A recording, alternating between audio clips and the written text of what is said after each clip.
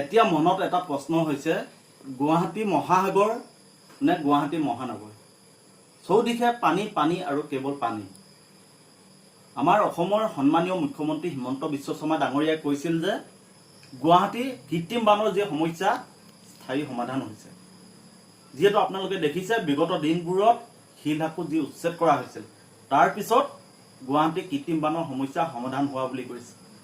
আৰু আজি আমাৰ সন্মানীয় মন্ত্ৰী অচ্যুত সিংঘাল ডাঙৰীয়াই কি কৈছে, এই পানী বোলে গুৱাহাটী পানী নহয়, গুৱাহাটী পানীৰ ৰং কলা আৰু আজি যি পানী হৈছে এই পানীৰ ৰং ৰঙা।